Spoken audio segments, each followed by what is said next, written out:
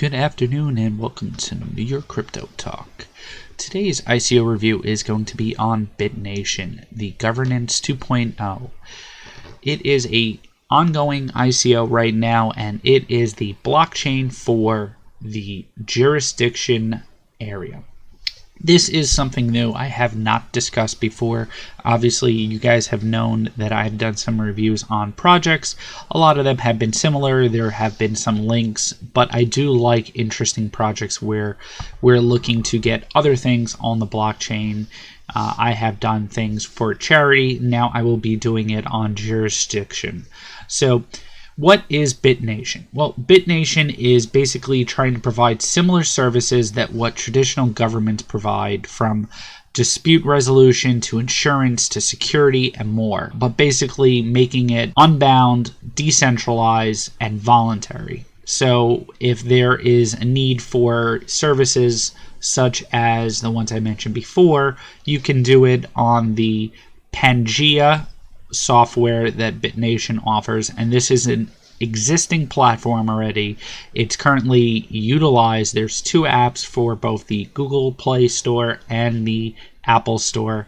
So this is existing functionality. They have proof of concepts. They've utilized it for emergency response, for ID verification. So this is an existing project. It's not like it's brand new. They are just looking to move into the blockchain realm on Ethereum network. To give you an idea of what the software is, it is a decentralized opt-in jurisdiction where individuals can conduct peer-to-peer arbitration and create nations. So these are decentralized nations instead of the traditional countries. First things first, their website. So if you go to their site, they have Enter Pangea, the Internet of Sovereignty. If you guys are not familiar, Pangea was the supercontinent from hundreds of millions of years ago, before continental drift, when we were one nation or one continent. So they are just kind of playing on those words for what the blockchain is going to be, allowing everyone to be on the same level. There's no restrictions. It's decentralized, borderless, and voluntary. On their YouTube page, they have a nice clip here. I'm going to mute it, but they do have a very cool information about how the functionality of the Bitnation project works. The Decentralized Borderless Voluntary Nation is what they're calling it. Their platform, what Bitnation is basically built off of, the Pangea platform. Bitnation actually started in 2014, and it hosted the world's first blockchain marriage, birth certificate, refugee emergency ID, world citizenship, DBVN, Constitution, and more. The website proof of concept, including the blockchain ID and the public notary, is used by tens of thousands of Bitnation citizens and embassies around the world currently. So that's currently what's being used. Bitnation was also a winner of the UNESCO Netexplo Award in 2017. The CEO was also awarded one of the top people when it comes to security. So there's a lot of great information here, and basically what they are building is a P2P platform for agreements. So their decentralized market for legal services, allowing people to resolve disputes fairly and efficiently, being able to choose an arbitrator or become an arbitrator in your fields of expertise. They have an AI model that will actually utilize a reputation system that will build in who gets chosen for agreements and the different services that are out there. It is used on a secure mesh network, basically through a smartphone chat that is secure, friendly, and it is blockchain agnostic. Right now it does work on the Ethereum network, but it can work with future blockchains where they decide that the need might be. So your own nation. So on Pangea, you can create your own decentralized borderless voluntary nation. You can choose the code of law and decision, the making mechanism. You can write a constitution, provide governance services to citizens. So a lot of great information here. As I mentioned, you can download the app. The token is the P80 token, the Pangea arbitration token, and it is an ERC20 token. They also have 3 reputation tokens that are non-tradable, and it goes into their algorithmic reputation system. Basically, that will decide your PAT distribution when it comes to payments on the platform. the time remaining until the bonus tier drops. So there's a different bonus tier depending on when you get into their actual sale. They have a white paper, an overview. They also have a light paper. The circulating supply of the token is 42 billion. I'll go into the distribution afterwards on how long it's going to take for all the tokens to come out, the allocations, and so forth. The token distribution for the token sale is 34%. There is future contributors, Pangea citizens, that's the payments, the core contributors. The projected use of the funds from the ICO is mainly technology, operations, there's user adoption, and ecosystem. So it's a good projected use of funds. I do always appreciate seeing that kind of breakdown of technology and operations. So this is the breakdown of their statistics right now in the project. Citizen, they have over 15,000 people on the platform. The community itself has 50,000. There's over 200,000 lines of code for the project. They have over 5,000 contracts that have been notarized and over 500 registered nations. They are currently in partnership or working with 0x for exchanges, Bancor. They applied for Binance, CedoWise, CryptoCompare, more exchanges to come soon, of course, and they can't actually dispel that information. So 2014 Bitnation was founded. They have more information on the project. Every year they seem to have some good accomplishments. They have a refugee emergency response, which I'll go into in a couple of minutes, and basically it'll show the current utilization of the platform and how it works. There's a couple of pages that I thought were really cool. Public Notary, DBVN, and the Pangea, the different versioning of the platform, the integration for IPFS, getting their award, and then they talk about the future. So moving into Q1, Q2 2018, they expect to release Pangea 0.3, which is the nations in chat, the AI model, which is named Lucy, and the arbitration system. Q3, Q4, they have the go-to-market phase, which is the rewards integration, public API, and DApp store, and the public launch. And then Q1, Q2 of 2019, they have the DApp platform and the Eco Cortex 1.0. Moving to their team, the key player and the superstar on the team is Suzanne Tarkowski-Tempelhoff, the founder and CEO. She was named one of the top 10 people most likely to protect your privacy by Wired in 2017. They do have a relatively large team with quite a bit of experience. A lot of them are on the younger side. Obviously, this is an ongoing project and a live project, which makes me a little bit more confident when it comes to the team behind it. Obviously, I like to look for key players or people who have been in the field for years and years and years when looking at these ICOs and projects. But since they do have a live working model, I am not as worried about it because I do believe they have a key strategic team and they do have a lot of people devoting time behind this project. So definitely something good there. The advisor team is pretty strong. David Orban, if you guys want to check him out, he actually has quite a bit of history in the crypto space. So he is one of the key advisors when I did my research on the project. They do have quite a bit of media coverage. If you actually go to a lot of these linked articles, there are things when it comes to aiding refugees on how their refugee emergency response service allows refugees to create a digital identity that can then prove their existence and who their families are. So that was kind of cool to see that. They also talk link to here, which is the actual emergency response where you can build an ID, and that looks like this. They're basically, you can put your information in here, your family information, and then you can generate a unique ID on the blockchain.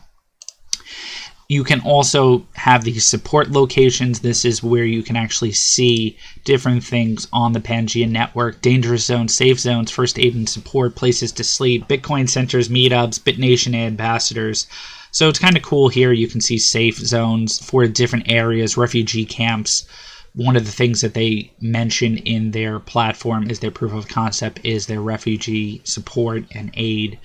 So I think this is kind of cool that they do have a working model here, and you can work on this blockchain, add markers to it. Right now it seems mainly in Europe, but it is a cool project nonetheless. Moving to the white paper, I have highlighted some key points of the project where they actually will shine, where they might hit some obstacles, and what I feel about the project just in general.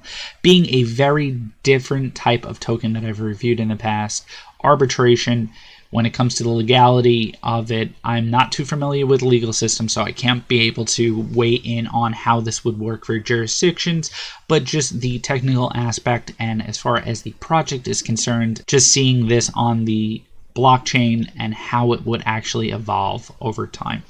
So the Pangea arbitration token, which is the ERC20 token, utilization, the utility token for the jurisdiction model of the blockchain. It rewards good reputation, and it is issued on the Pangea when citizens accumulate non-tradable reputation tokens through creating a contract, successfully completing a contract, resolving a dispute attached to a contract. The great part about the PAT token is it is an algorithmic reputation token based on the AI model. So the performance is based on the algorithm as opposed to purchasing power, popularity, or attention. So you can't buy your way in to get a higher reputation than others. The distribution mechanism of the PAT tokens is of an autonomous agent Lucy, which will initially launch on the Ethereum as a smart contract. This mechanism is blockchain agnostic, which means it can be ported to any platform. So this could eventually go to EOS, to Neo, to any other blockchain ledger system they feel is necessary. Right now it's starting on the Ethereum platform. So the evolution of governance. This is just a cool model to tell you where we are right now from 10,000 BC to current day. And it talks about how we had a tribal governments, empires and city-states, representative democracy, which is what we're currently in for most parts of the world. Obviously, there are some that are not the same as most Western world civilizations. There are still some city-states and empires, not to name any countries, but there are some different ways of governing around the world. So basically they're looking at a holacracy, which is a decentralized jurisdiction model, and where Bitnation comes in and how the platform looks to see itself in the future. So Bitnation's vision is a global free market of government services. Right now, there are over 200 nations that have already been registered with the platform. Out of those, 100 embassies, consulates, over 10,000 citizens on all 5 continents, and a dynamic community of 2,000 plus contributors. We offer a range of services in-house or in partnership with other providers. So public notary, the refugee emergency response, the partnership with third-party governance service providers such as Exosphere education programs, Space Chain's open source space hardware and software program, Resilience.me, basic income protocol, and Dragonfly's physical security service. They also have introduced, as I mentioned before, in 2014, the first blockchain marriage and world citizenship ID, land title, birth certificate, and refugee emergency ID. This was in 2014 and 2015. They also recorded the first DBVN constitution on the Ethereum blockchain, and since then, the resource center for other aspiring DBVN creators. So really cool stuff. They also have a jurisdiction that has been in development since 2015. So DBVN, I know I've said it a couple of times right now, but the word was derived from Decentralized Autonomous Organization, which is a highly controversial word right nowadays because of the hack that happened a few years ago. But what it is a decentralized, borderless, voluntary nation. And just going into the highlights of each one of them and how it works for them. So decentralized is the process of redistributing or dispersing functions, powers, people, or things away from a central location. We should all know this. This means that every user can become its own node and transform the platform to their liking. Decentralization also means not having any single point of failure in the event of an attack. Borderless. It does not limit the services to any specific geographical area, ethnicity, or other category of populations. They have no borders, no ports of entry, no land boundaries, no airports, coastlines, or seaports. So basically, it can provide service to any area regardless of where you're geographically located. Voluntary. They are not There's no force, fraud, or coercion to utilize the service, but basically it is involuntary in nature, and they're inherently free of persecution, intimidation, reprisals, and other forms of systematic violence. A nation. So a nation is a large group of people who share a common language, culture, ethnicity, descent, or history. In this case, it is likely that people that would be connected through mutual interest and goals, as they would be connected by more traditional commonalities such as culture and language. So instead of being connected by the traditional commonalities such as culture and language, it would be mutual interests or goals. So people would be creating their own nations.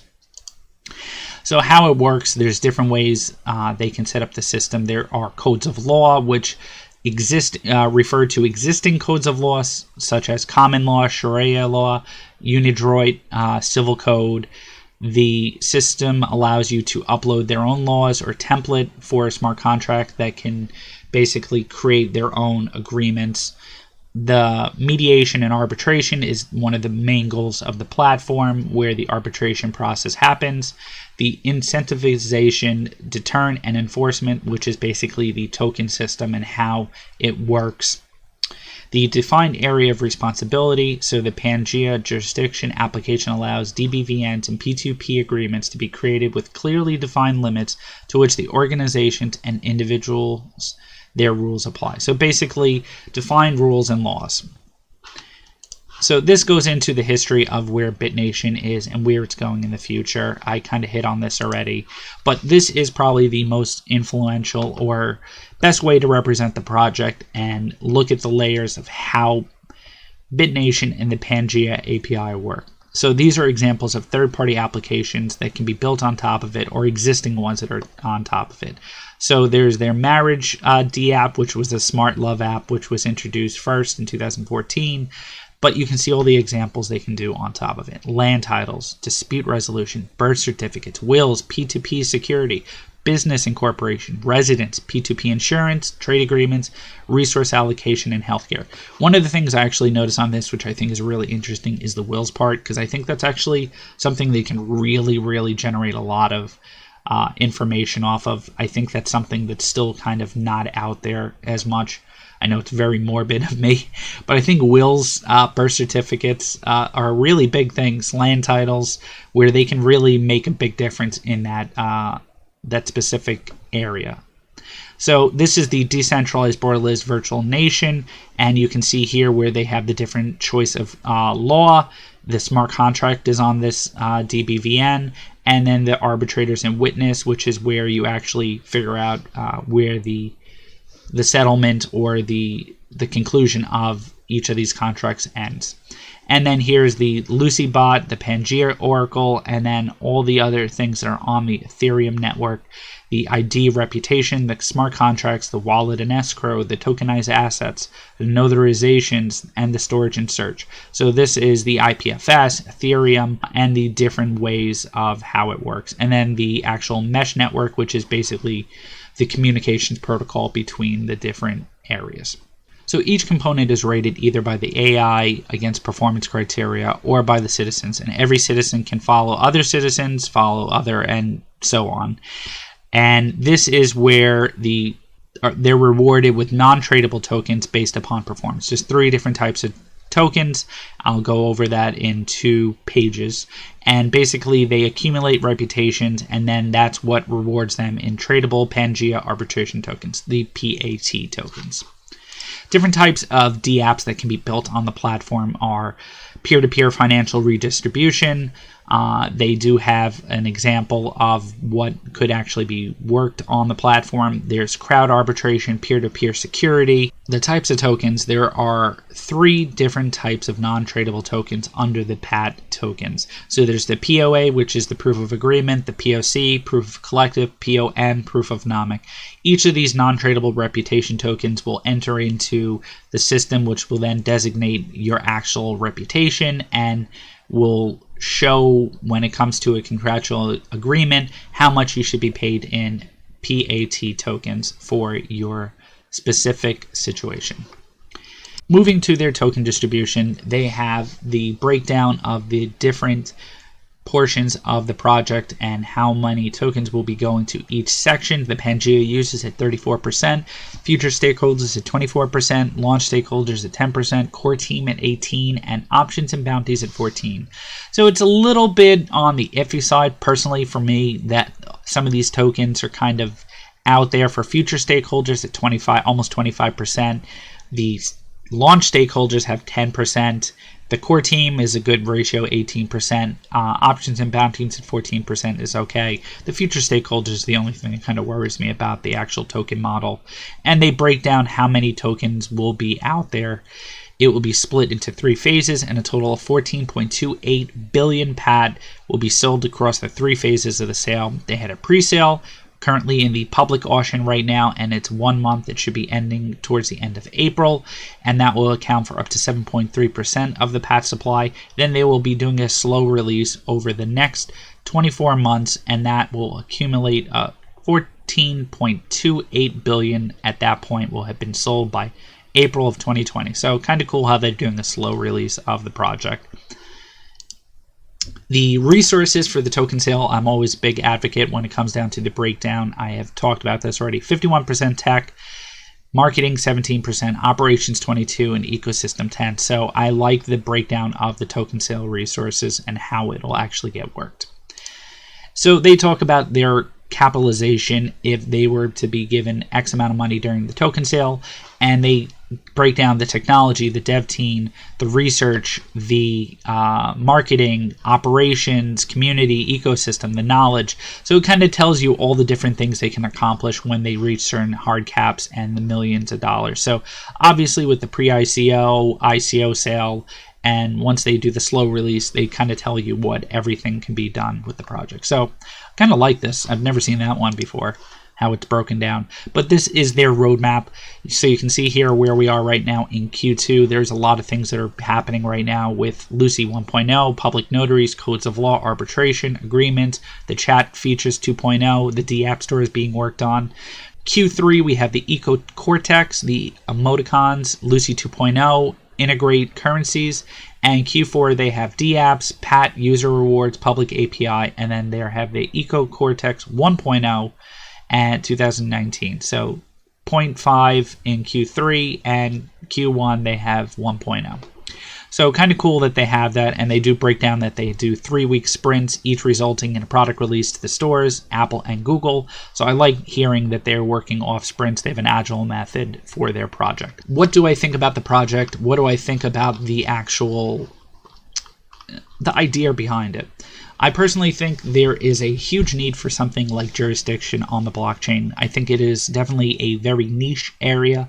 I think adoption is going to be their biggest hurdle right now, getting people to get onto the platform, getting people to use the application, getting nations to use the application, individuals to use the application. I think they need a lot of that marketing money spent to actually get people to utilize the platform. I think it is a great model. I think with the proof of concept, the actual work that they've done before, their smart love, their marriage, the refugees, the ID information, all these things are great ideas. Having this sovereignty on the blockchain, having this borderless project, also being blockchain agnostic, I think is really cool that they can actually go to another blockchain. So obviously it is a big hurdle. It's a great project. They have a good team behind it. A lot of documentation. Definitely recommend everyone to read the white paper if you haven't done so already. Do your own research. This is not financial advice. I'm just a guy talking to some people on the internet who like to listen to me. So I do appreciate everyone's likes, subscriptions, views on this. So thank you so much. I appreciate it. Hope you guys have a fantastic day. Please let me know if you have any questions about the project. Leave a comment below. I would love to answer your questions. Thanks again.